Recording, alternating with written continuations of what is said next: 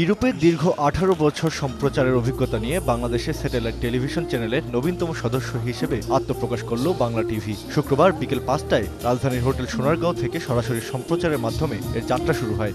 শুরু করছি বাংলাদেশে বাংলা টিভির নতুন যাত্রা। অনুষ্ঠানের প্রধান অতিথি স্পিকার শিরিন শারমিন চৌধুরী এর আনুষ্ঠানিক উদ্বোধন করেন। এরপর ছিল প্রখ্যাত নৃত্যশিল্পীদের নজরকাড়া পরিবেশনা। উদ্বোধনী বক্তব্যে বাংলা টিভির ব্যবস্থাপনা পরিচালক সৈয়দ সামাদুল হক সারা দেশের মানুষকে আন্তরিক শুভেচ্ছা জানান।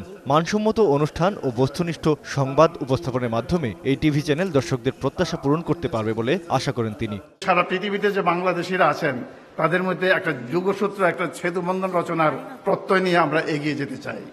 বিশেষ অতিথির বক্তব্যে তথ্যমন্ত্রী হাসানুল হক ইনু বলেন, তথ্যের বিকৃতি না করে যে কোনো সমালোচনা সরকার সাধুবাদ জানায়। আমরা সমালোচনা চাই, কিন্তু খণ্ডিত তথ্যের বিভ্রান্তি চাই না। আমরা সমালোচনা চাই, কিন্তু তথ্য চাপা দেওয়ার ঘটনা, দুষ্কর্ম দেখতে চাই না। বাংলা টিভির অন্যতম শুভাকাঙ্ক্ষী আব্দুল গাফফার চৌধুরীও প্রত্যাশা করেন সারা বিশ্বের বাঙালির পছন্দের টিভি চ্যানেল হবে বাংলা টিভি। এই বিশ্ব সম্প্রচারণের যুগে, আজকের এই বিশ্বায়নের যুগে বাংলা টিভি বাংলা ভাষায় সারা পৃথিবীতে সম্প্রচারিত হচ্ছে, বাংলাকে বিশ্বজুড়ে প্রচার করছে।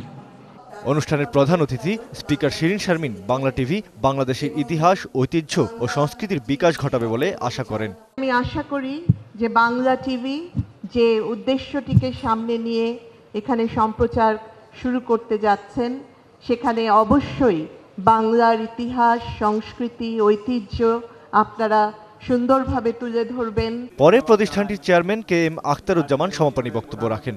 গণমানুষের স্বার্থে, মুক্তিযুদ্ধের চেতনায় বাংলা টিভির সব সময় কাজ করে যাবে।